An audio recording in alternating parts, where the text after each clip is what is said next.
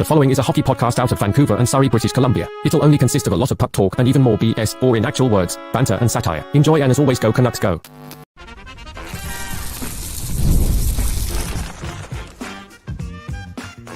You're Locked On Canucks, your daily podcast on the Vancouver Canucks, part of the Locked On Podcast Network, your team every day. People, we back doing this, and that's talking about your Vancouver Canucks. And man, oh man, that was intense. That was a lot. That was romantic. That was emotional.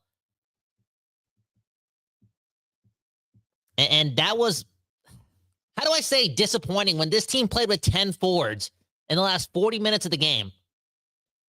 You're playing 3 games in 70 hours, beating the Washington Capitals. Demko looking amazing. Elias Pettersson looking amazing too. And how do I say disappointing? Well, you know the deal, okay? Again, grew up on Malcolm in the Middle. What else did I grow up on? South Park and the Jerry Springer Show. Accountability, man.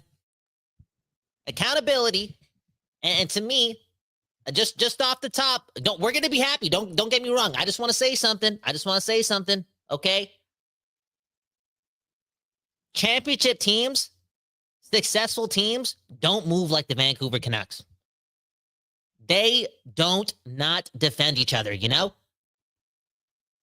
And Filip Chytil, I know, new guy on the team, hasn't been here for a long time in that room. Maybe he's not, best of buds with everyone. Maybe it's not a family yet, but everyone knows the deal, right? He's wearing the blue and green, the red, black, and orange, or whatever our color scheme is. This guy has a long history with brain injuries, right? That you should feel away for that guy still taking chances to play the game of hockey and excite us. And Filip Chytil, to some extent, has been exciting this season, right? 3 goals, makes a huge play on the second goal of the game with his speed, cutting through the neutral zone, just being Filip Chytil, being a second-line center. You know what I'm saying?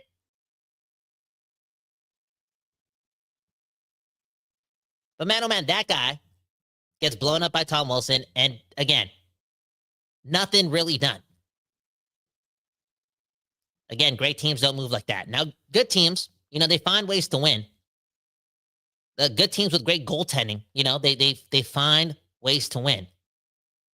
But something about that, again, I've been a fan for 32 and a half years old. You know what I'm saying?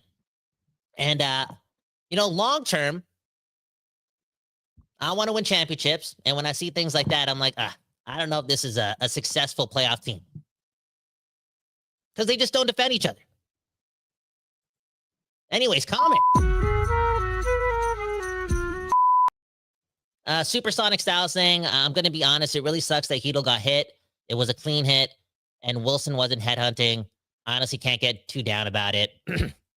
Boom, bam. And yeah, there's a lot of truth there. I mean, you could say it was half a second late. You could say it was clean. You could say it was hockey.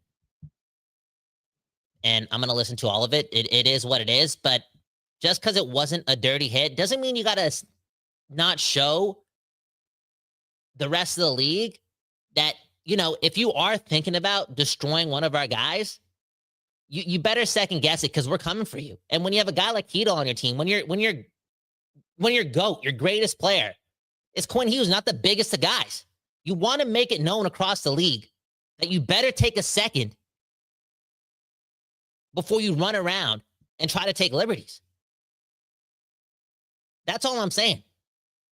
Again, and it connects a lot with Quinn Hughes too, because if it's not Filip Chytil in the playoffs, like it was a couple years ago when Nashville just didn't let up.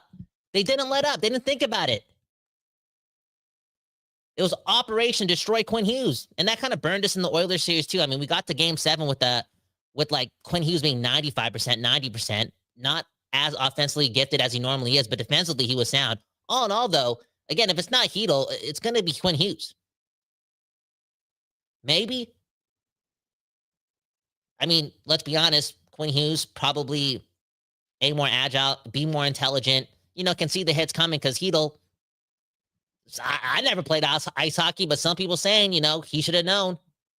On that note, though, the Canucks should have known that this guy's on our team, and, we got to make the league known that if you're thinking about taking hits on Filip Chytil, a fragile player right now, take a second guess. because you got something coming, or one of your stars, right? Like, if you're not going after Tom Wilson, take a shot at Dylan Strome. Take a shot at Ryan Leonard. Just, again, make it known across the league that it's not going to be that easy for you to, go out and inflict that damage. Anyways, the Canucks win, right? We got to talk about that. You got to talk about that. As always, when we do the post-game show and it's just me, I just read a ton of comments before we do the grades, okay? So let's keep it going.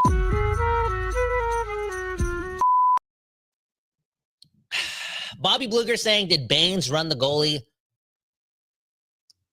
I don't know. Maybe he did. Got that Surrey in him, All in all, though, I thought Archie Baines having two great offensive chances against the Washington Capitals, too. Like, standing out, showing his speed. I feel as if the Canucks, I don't know, didn't have 10 forwards, weren't playing Washington, maybe like that fourth line or that AHL line, that Abbey line, that Highway 1 line, they do more damage, right? They get more chances, but man, it was cool to see, I think Rob Williams, Trevor's boss, broke it down, right? Before Archie Baines got the first breakaway, not the second one where you took out Lingard, but the first one in the first period, it was DPD making a good pass to Linus Karlsson. Linus Karlsson, the one touch, no look pass behind the defenseman to Archie Baines for a grade A scoring chance. And that's chemistry. That's real chemistry, and that's kind of real telepathy. And I know we didn't mention Max Sasson, who is a part of that line, but we did mention Elias Pettersson, and telepathy, right? Those players are familiar with each other. They played a lot of hockey together. And Abbotsford, Manny Malhotra, just looking even better so far this season, because the Canucks are 4-2, and a lot of that has to do with what the AHL is doing, what the AHL is giving us. It's producing us, the Abbotsford Canucks.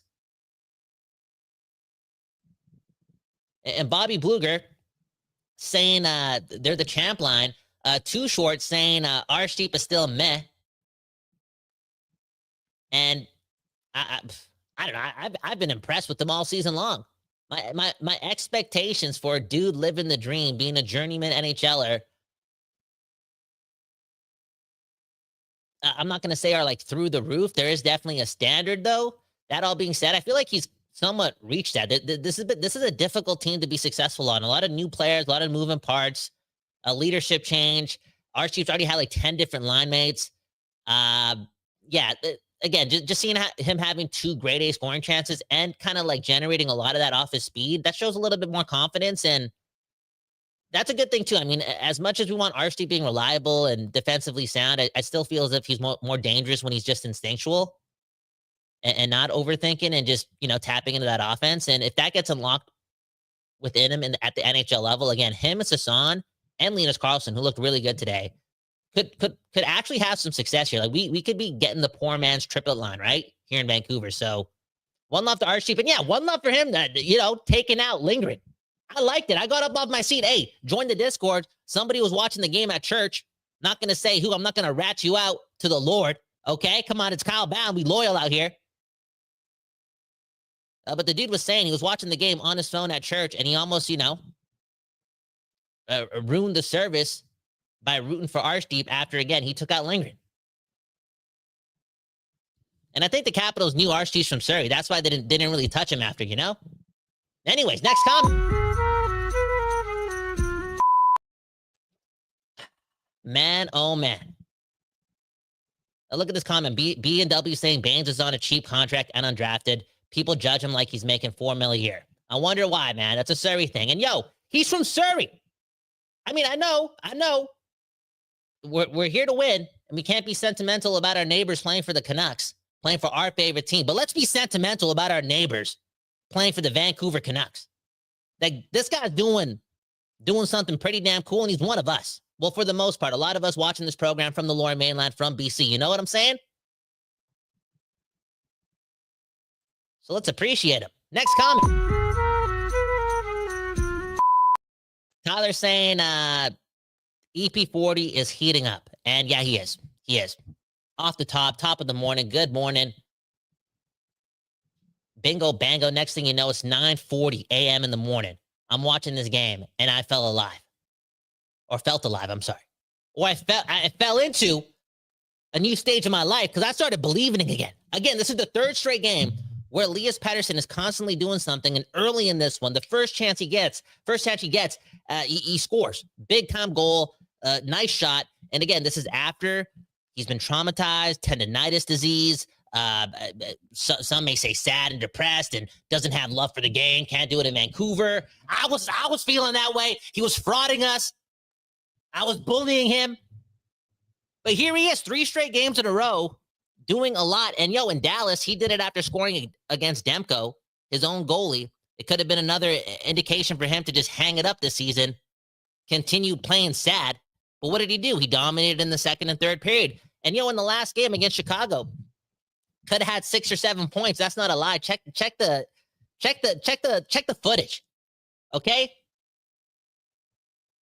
Install Neuralink in your brain, tap into my brain, and see what I was seeing. The guy could have had 6 or 7 points. I believe, I don't even think he ended up with 1.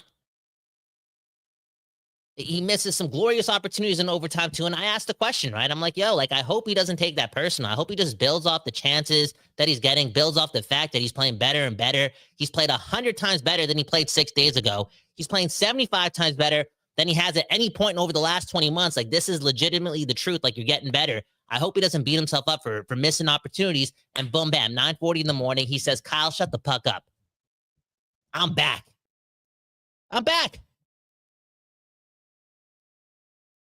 And Elias Pettersson, man, the effort level. To me, the effort level today was perfect. Now, did he execute defensively time in and time out? No. Like, there were some mistakes. And, Elias Pettersson, most of the time when he's on his game, he's like right 99% of the time, not 91% of the time, not 89% of the time, in defensively speaking, right? So again, that wasn't the case today where he was on a tilt and just doing everything perfect. How could he? There's only 10 forwards playing at the end of a stretch of 70 hours where you're playing 3 games. All in all, though, look at what he does at the end of the game. Blocks 2 Ovechkin shots when the game's on the line, does it with ease, does it because he can, and does it because he's Elias Pettersson. When Elias Pettersson is on his game, you and me, we know. He's damn good, when he's producing offense and doing that, and that comes naturally. But it's also evident he's doing him, and he's one of the best, and he's an alien when he's trying harder than any other Vancouver Canuck. When he's setting the tone with his effort. There was even moments in the offensive zone where this guy was just skating harder, hustling, being engaged, and that type of trickle-down effect. When your best player, your most talented player, is trying that hard, putting his body on the line, I'm telling you, the cause and effect of that is beautiful. So much so that, the Canucks are going to miss Chytil for 50 games, for 30 games, for 20 games, for 2 years, for 10 games. I don't know. I don't know anything about the brain. Look at me. And we're going to miss Lecker Mackey. We still got Evander Kane playing top 6 minutes. Adam Foote. Come on. More on that later. More on that on report cards. But, I'm telling you right now, the Vancouver Canucks can survive in the regular season. Can make the playoffs. I'm going to say with some ease. If Quinn Hughes, Elias Pettersson, Thatcher Demko, and Kevin Lankinen, and I'm going to throw Filip Chytil in the mix too, are on their game. And last time I checked, the team has only played 6 games. And again, Pettersson's been really good for 3 of them. The other guys have been consistently good too. There's some questions about Quinn Hughes and how he can play better and boom, bam, and blah, blah, blah. Dude, Quinn Hughes, when he's even playing like this, is better than 9. Like, he's still elite. He's still top 10. So this team, I'm telling you, Canucks fans, if Elias Pettersson continues to do this, we're making the playoffs. And I'm going to say easily, okay? Anyways, we'll get to more comments on the other side. I'm going to run 5-ish minutes for report cards. And I don't know, let's ask some questions, man. Are you mad at me for calling the team soft?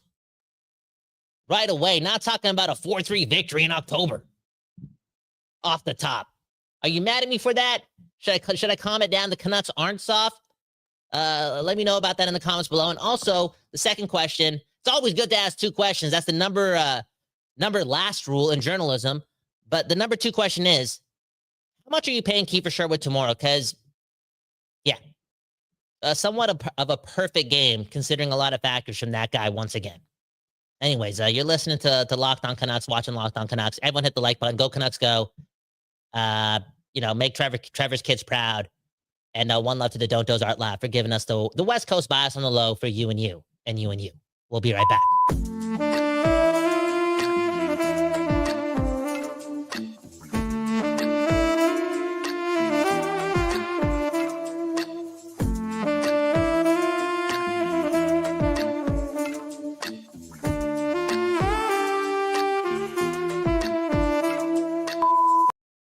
Man, oh man, today's episode is brought to you by FanDuel, man. FanDuel.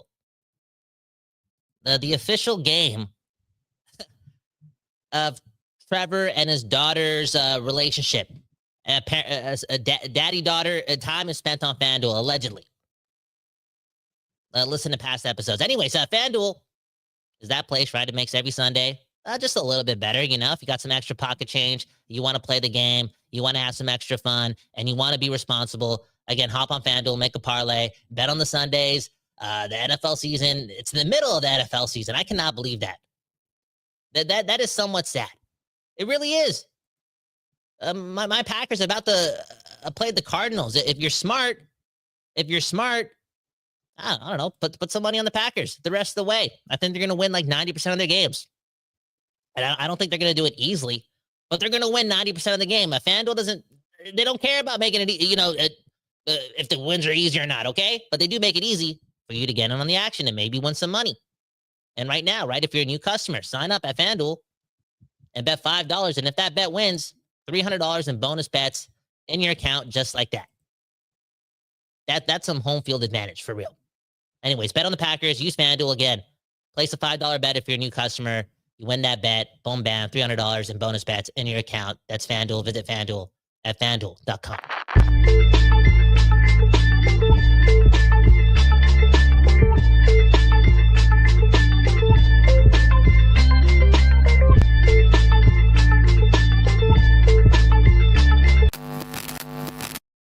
People, we back doing this, and that's talking about your Vancouver Canucks. We use this show as therapy even through wins. You know why? Because I'm hosting it, and I'm damaged. And, I got high expectations, okay? The city deserves the best. The best of the best. Anyways, comments from you and you, then we'll run 5-ish minutes here on Locked On Canucks. Calder Kid saying it was a good game, and all this nitpicking only to give you something to cry about. And yeah, I'm crying. And maybe you're not Calder Kid, PD, but don't judge me, okay? For real. We're all different, man. And we all been through a lot with this Vancouver Canucks team. Speaking of which, I know this is Locked On Canucks, but can you guys shut down the program and listen to the latest episode of 100% Canucks? And, there's a saying in entertainment, no free ads. Yo, there's free ads for the locals, okay? Go listen to other podcasts. And they just had Chris Higgins on. And, man, that was an emotional podcast, to say the least.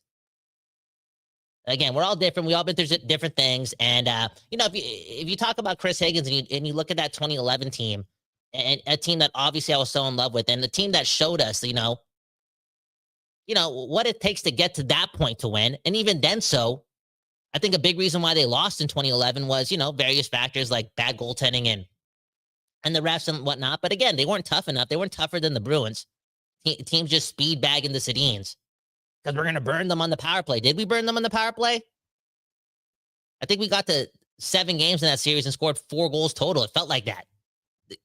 You know what I'm saying? Anyways, if you want to learn more about me, go listen to that episode of 100% Canucks. Next comment.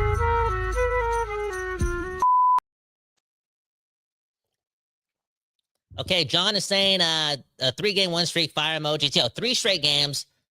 And let's appreciate that a lot, because this is a 5-game road trip to start up the season. And remember what happened on that dreaded Thanksgiving Day way back in the day, last Monday, when we lost to the Blues, right? Remember that? It was low. In fact, the next day, I'm pretty sure I traded Elias Pettersson and Tom Melander for Tage Thompson, with us retaining some money. That's how low it was. Now, post that, this team's worked hard. In fact, really hard. in my opinion, to get 6 points. I mean, they beat the Capitals and they came back from 2-0 against the Dallas Stars and the Chicago Blackhawks, but nonetheless, they came back against the Chicago Blackhawks. And Quinn Hughes said it off the top, right? Before the season started, this is not the most skilled team. I'm paraphrasing just a bit, but we're gonna have to work our asses off to win games.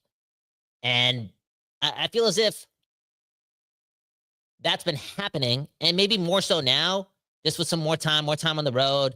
I don't want to say more practice time, but just more time with the system and the familiarity. You kind of see this team actually structurally playing a little bit better too. Now, in the second half of today's game, it did kind of break down a lot of emotions. Maybe the team was a little intimidated with Washington having big guys just running around. Things just happened. And again, Washington, a good team. There was a point in that game where, again, things kind of shifted, and they were just, again, like a lot of other teams, gaining the zone easily, making life hard for any line and any D pairing the Canucks are throwing out there. And yeah, that still happened for too long of a time. But this team's not going to be perfect. And if it is going to be perfect, it's either going to be like in 60 games or in a year and change, because they got a lot of young players. Like, that is just the truth, right? Look at that third or fourth line. Abby line, Mancini, DPD playing a lot, right? Tyler Myers playing a lot, Evander Kane playing a lot. Like, things aren't going to be perfect, but give them kudos for at least, structurally speaking, taking a huge step in the first half hour of this game. Because I felt it, and I was proud. And that's after, again, playing 3 games in 60-plus hours. That shows a lot of effort and a lot of care, and as a Canucks fan, that's all you want. Next comment.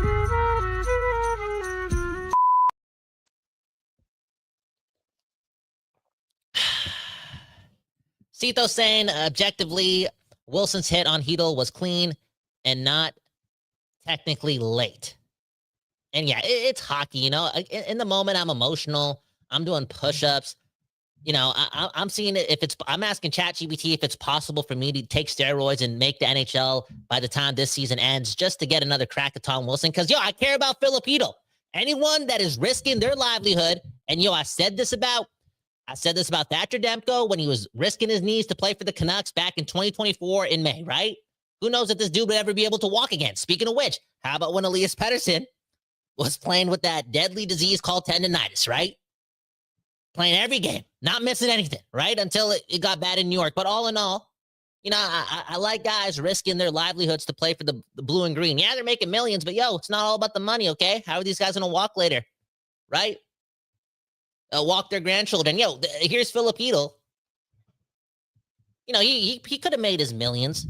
Probably, I don't know, retiring or something if he suffered a concussion. Like, I'm pretty sure he had this long-term deal that he signed with the Rangers in place and signed, and within the time frame when he got concussed that last time in New York, like, he could have not come back to the game. And even more so, he gets nailed by Dickinson right when he becomes a second-line center for the first time in his life, gets another concussion. It's like, you could get paid. I'm sure there's insurance there. You don't got to play hockey again. I know inflation is crazy, but you may never have to work again too. You're good. You're set. All this hard work, the 20 plus years of dedication and waking up early, boom, bam, you done it. And it sucks that you may never be able to play again because you got a brain injury. But it might be best for you to hang it up. But boom, what does he do? He works hard. He trains his neck. He just wants to be, back here for September. He wants to, make the city proud, make his teammates proud. He wants to make himself proud. He risks the biscuit to play for the Canucks. And yeah, I get emotional. 9:45 in the morning, this guy gets taken out, clean hit or not, destroyed by Tom Wilson. The team knows his history. And again, very little was done about it. And I don't care what anyone says. That's just not good enough. It's just not good enough. Right? You think Tampa's letting that happen? You think Vegas is letting that happen? You think Florida's letting that happen? You know who does let that happen? The Toronto Maple Leafs. I don't want to be the Toronto Maple Leafs. I'm not here just for good regular season success.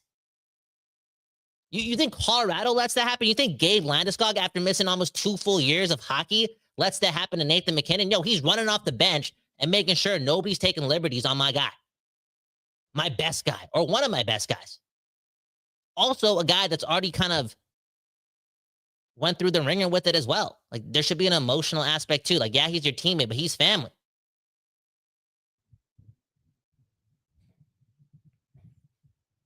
It is what it is. Anyways, let's run 5-ish minutes for report cards here on Locked On Canucks.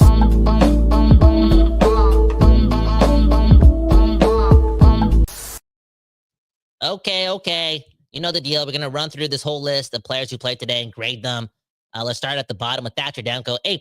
And I know we allowed 3 goals, but A+. Thatcher Demko is such a stud. Thatcher Demko, based on Quinn Hughes not being perfect yet, whatever that means, Thatcher Demko right now is he's leading not just the Vezina race in my mind, and I'm smoking that West Coast bias right now. He's leading the the Hart Trophy race. It feels like that. Yeah, Shane Pinto has 7 goals, and this is happening, and that's happening. And look at Nathan McKinnon. Dude, Thatcher Demko. Again, I just named you all the Abbotsford Canucks playing for the Canucks this year, right? Thatcher Demko is unbelievable right now. And I'd like to thank Bill Guerin for motivating this dude even more. Now, again, he got named to the U.S. possibility list a couple days ago, right, for the Olympic team in a couple months, but he was left off the original one, and that struck a chord. That being said, I could guarantee you this too, because you're talking about a guy who really does bleed blue and green more so than red, white, and blue. Like, Thatcher Demko's the ultimate Canuck. This guy gasses up the Vancouver Canucks more so than any player on this team. I feel like he'd be motivated if it wasn't an Olympic year. This guy is just an exceptional athlete, such a competitor, and again, a true Vancouver Canuck, and A+ again. What a player. Linus Karlsson, I'm going to give him a B+. Evander Kane, I'm going to give you a C+, a C-. No, let's give you a C-. Like, you did great things in the second period. The hustle was there. It led to a Teddy Bluger goal. But again, not standing up for Chytil, not being that physical force. And yeah, I know the team was down to 10 forwards, and they're trying to win a game. And if he does something stupid, then we got 9 forwards. It's like, dude, it's game 6. Set the tone. Let everyone know it's going to be harder to abuse the Vancouver Canucks. And also, Evander Kane with all these dumb turnovers, like Dmitry Filipovic. You like to do mixtapes of all the great highlights from all the great players across the league. Evander Kane's one of us. I know, Eastman guy. Got to support your neighbors, but somebody's got to show him the film of all the turnovers he's committed early on this season. Just not good enough. Victor Mancini, it's hard to give anyone an A on defense based on how the second half of that game went. But again, they only had 10 forwards too. Like, the full support wasn't there, and the trickle-down effect was evident from that defensively for the defenseman as well. But Victor Mancini, man, fighting a tough guy. Duhaime, is that his name? He's bounced around Colorado, Minnesota, but a tough guy, a bit of a POS. And Mancini, man, drops the gloves with him, does his thing, lands a couple bombs. I think it was a 50-50 fight, and shows what I want to see. That, some of us aren't soft here in Vancouver. Jake DeBrusk, I'm gonna give him a B. Filip Chytil, I'm gonna give him a GWS. Get well soon. Then we got Max Sasson, another B. I'll give him a B. Tyler Myers, I'm going to give you a B as well. Maybe your guy could have stood up to Tom Wilson as well. Teddy Bluger, A. The guy was doing the most. He looked comfortable. A guy that probably benefited from not having a lot of forward depth today based on the injuries. And just, again, big goal, did his thing. Kiefer Sherwood, A++. Say what you want about his positioning on the third goal Washington scored. It's Kiefer Sherwood, man. I'm not paying this guy to win the Selke. I'm paying this guy for constant effort and power play goals. And now he has 4, goals in total in his last 6 games, and doing so in so many different ways. All in all, though, this guy's effort all game long, this guy's execution, getting pucks out, even when times were getting tough, he was like one of the few guys able to do it cleanly, and he was trying to make plays, springing people on breakaways. Kiefer Sherwood is an exceptional player, and I think it's, it's a testament to, Quinn Hughes' knowledge for bringing him aboard, and even a guy like Sat on Sportsnet just kind of seeing it too. Like, this guy is way better than a lot of us are still, believing in because, yeah, he hits and he scores goals. And, yeah, he's a one-time 19-goal scorer and whatnot. But, again, look at his stats in the AHL. And now we're seeing like a 100 games, not a 100-game sample size, but like a 90-game sample size almost. And this guy being highly skilled as well. Like, being intelligent. He kind of has that, like, ability to read the play before it happens. Defensively and offensively. This guy's got not just a motor. He's got, in my opinion, a long career ahead of him as a 30-year-old. It's a bold statement to say because it's kind of weird, but he's got a long career ahead of him in the top 9 in the NHL. For real. And as much as it pisses me off that, he could have been somebody who, takes a run at Dylan Strome or makes it hard for the Capitals to, I don't know, play the game of hockey because he's inflicting pain. And I would have loved to see more of that today. But the fact that I'm giving him an A++ is saying a lot. Like, go watch the film. Kiefer Sherwood was really good. Quinn Hughes, B+. I don't know. I thought he was good.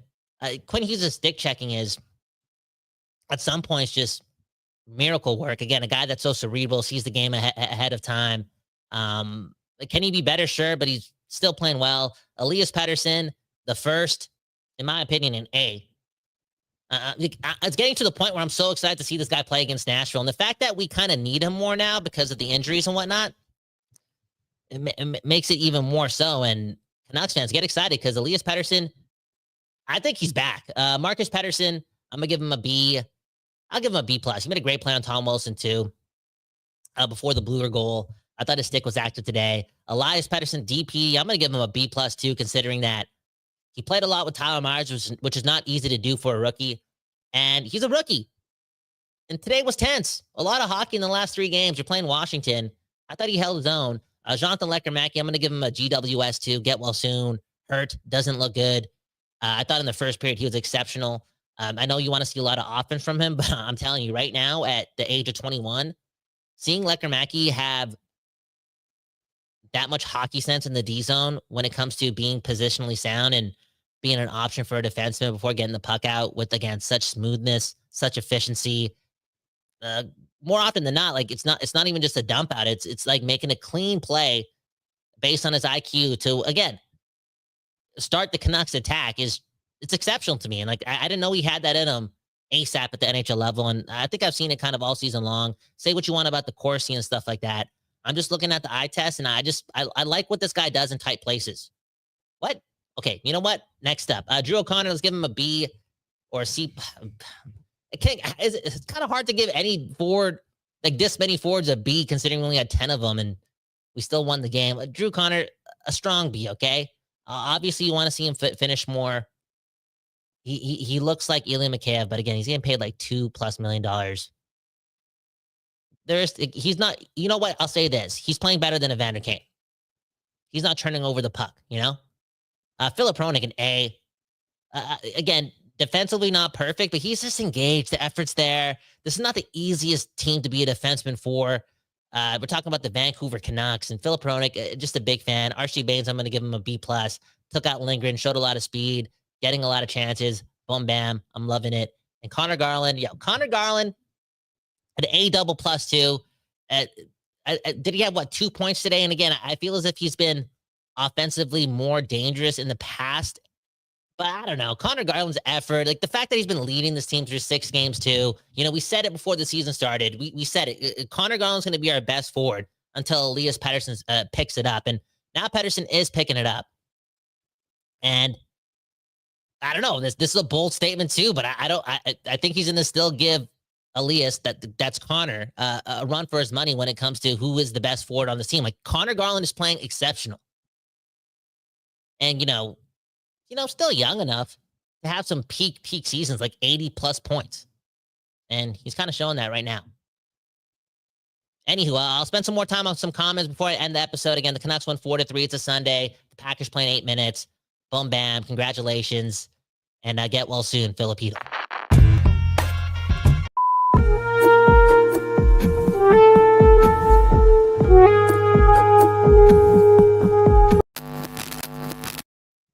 Okay, we back.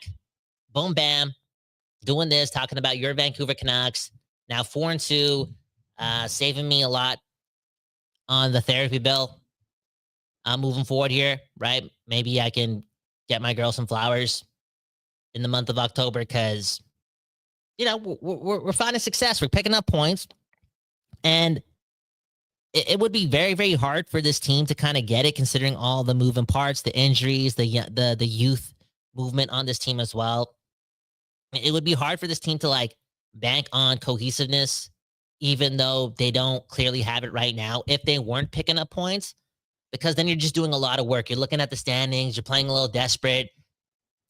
There's no backbone to really rely on when it comes to, again, believing in the plan. But the fact that they got 4 wins in 6 games and they still have a lot of room to grow, and now they also got Nashville and Pittsburgh coming up. Again, you don't want to take any team lightly, but like, I don't know, there's a path for this team to have a good 10-game start in the standings, believe in themselves, and confidence goes a long way. It really does. And again, they got Marcus Pettersson, Filip Chytil, and Quinn Hughes leading the charge in the back end. Like, confidence with that type of identity, and again, proof and concept with Demko and Lankinen, I'm telling you, regular season success and going back to the playoffs, easier than it seemed 5 days ago. Anyways, comment. I like this comment come from Bobby Bluger, okay?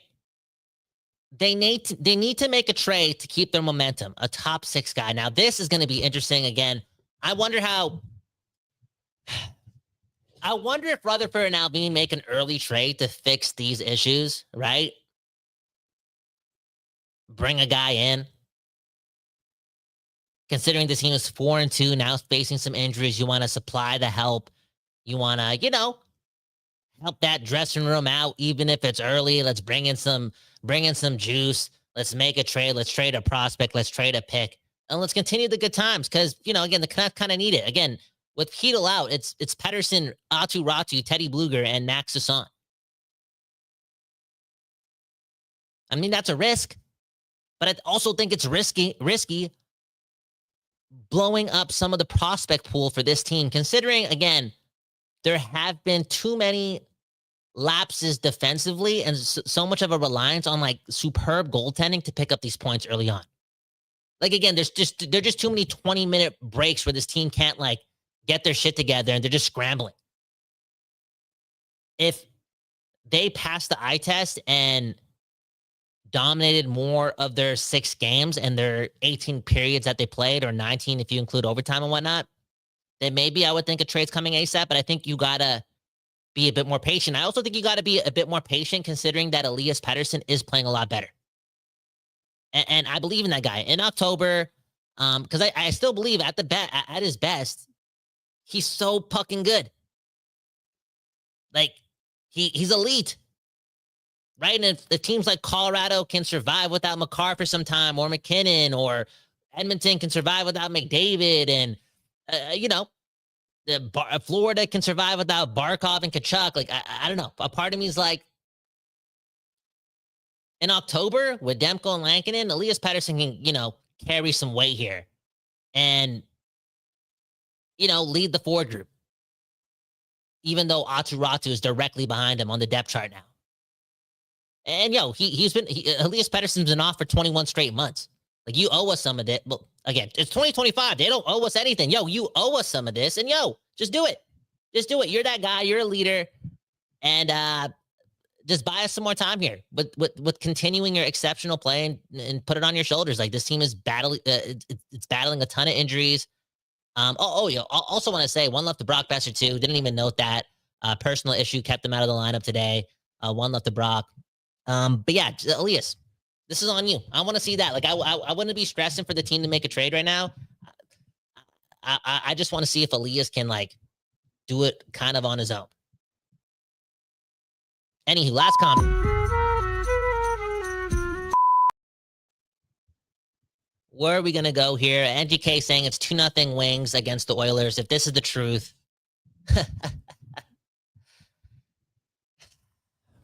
See you Saturday. Like, wouldn't it be nice? No, is it Sunday? We played the Oilers Sunday, I think, right? It's Montreal, then Edmonton. What a crazy schedule. Nonetheless, we play the Oilers at, the start of next week, I guess, or in 6 or 7 days. And I don't know. We just talked about Elias stepping up and being the guy and leading this depleted team. I would love to see Quinn Hughes and Elias Pettersson take on Draisaitl and McDavid and just show them up. I know it's hard to dominate them and hard to be way better than them. Just because it's Draisaitl and McDavid, and chances are it's impossible. But we're rivals. This is Edmonton. We're Vancouver. For once, how about you guys are the guys that have like 6 or 7 points combined? Another reason, right? That the match between the Oilers and the Canucks landed on our side. And also do it for the home fans too. Tickets are way too expensive for you guys to just be good on the road. Like, it's time to be good at home ice again and pick up some key victories there. Anyways, again, a key victory today. One love to Filip Chytil, get well soon. Again, Brock Besser, one love. Lecker Mackey, get well soon. The Canucks, 4-3 victors. Kudos to them. Proving me wrong. And thankfully so. I'm so grateful for being proven wrong by my neighbors once again. Keep spreading the love. Go check up on your neighbors. Go hang out with a friend or a family member today. One love, breathe, and man, oh man, go Canucks, go. Peace.